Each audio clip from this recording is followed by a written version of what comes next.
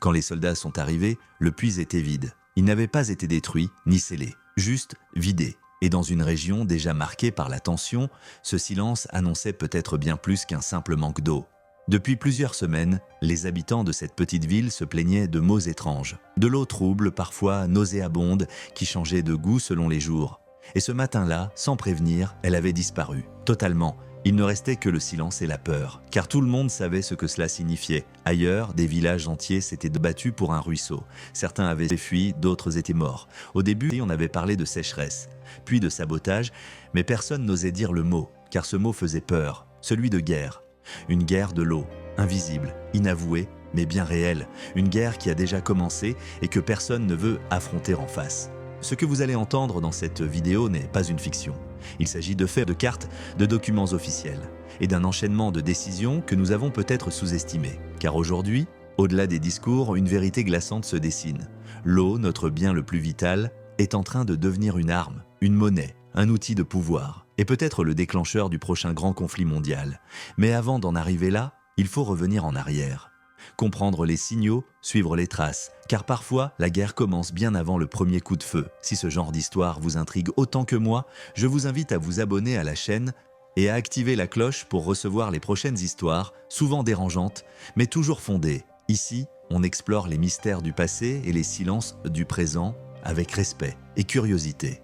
Et souvent, ce qu'on découvre change notre regard sur le monde.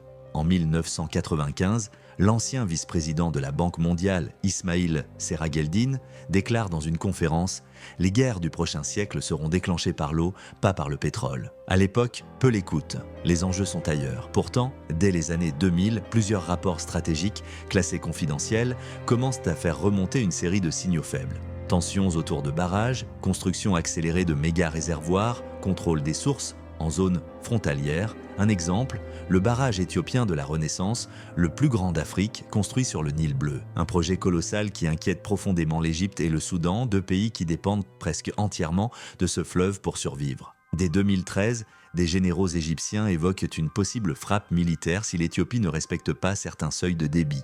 Depuis, le barrage est surveillé par satellite en temps réel. Chaque variation de niveau alerte les services de renseignement. Mais ce n'est pas un cas isolé. En Amérique du Sud, le Brésil contrôle l'accès à plusieurs sources qui alimentent ses pays voisins. En Asie, la Chine a construit plus de 80 barrages sur le Haut-Mékong, modifiant les niveaux d'eau jusqu'au Vietnam. Selon certaines estimations, près de 2 milliards de personnes vivent aujourd'hui dans des zones où l'eau pourrait devenir un facteur de conflit armé. Mais un détail change tout, ce ne sont plus seulement les pays arides qui sont concernés. En Europe, l'Espagne, la France, l'Italie ont connu ces dernières années des pénuries sévères. Dans certaines régions, des villages ont dû être ravitaillés par camions-citernes pendant plusieurs mois. Et ce n'est pas une question d'absence de pluie, c'est une question de stockage, de pollution, de surconsommation. L'eau s'en va, mais elle ne revient plus. À Perpignan, un ancien agriculteur raconte avoir vu ses terres devenir stériles en 2 ans. Il montre un puits creusé par son grand-père en 1948. Aujourd'hui, il est sec. Il n'en sort plus une goutte. Ses enfants ont quitté la région. Il est resté seul. Il baisse les yeux. Il ne dit rien. En Californie, certains exploitants agricoles paient jusqu'à 2000 $ pour une journée de pompage. Et dans certains comtés, des mafias de l'eau se sont formées. Elles volent, revendent, contrôlent l'accès, comme on le faisait autrefois avec l'or noir. Mais ce n'est que le début, car un phénomène discret vient bouleverser l'équation. En 2020, la bourse de Chicago lance le tout premier contrat à terme sur l'eau. Autrement dit, on peut désormais spéculer sur le prix futur de l'eau, comme on le fait avec le pétrole ou le blé. Certains crient au génie économique, d'autres à l'horreur absolue. Car une question se pose, peut-on vraiment faire de l'eau une marchandise ? Une ressource vitale, essentielle à la vie, peut-elle être achetée, stockée, revendue comme un actif financier ? Pour beaucoup, cette bascule marque une rupture, un point de non-retour. Car si l'eau a un prix, alors tout peut s'acheter. Et certains seront prêts à tout pour y accéder, y compris à faire la guerre. Et pourtant, il y a pire. Un rapport confidentiel de l'ONU, révélé par erreur en 2017, évoque un risque global de conflits hydriques transfrontaliers massifs d'ici 2040. Certains pays sont même classés selon leur probabilité d'intervention militaire préventive. Et ce classement réserve des surprises. L'Inde et le Pakistan, qui se partagent de l'Hindu, figurent en haut de la liste. Mais aussi la Turquie, Israël, l'Iran et plusieurs États d'Amérique du Nord. Mais ce qui inquiète le plus, c'est l'Afrique. Sur ce continent, plus de 90% des ressources en eau traversent des frontières, ce qui signifie qu'un seul barrage peut couper l'approvisionnement de millions de personnes dans un autre pays. Un pouvoir immense et parfois incontrôlable, car certains de ces barrages sont aujourd'hui gardés par des unités spéciales, armées et silencieuses.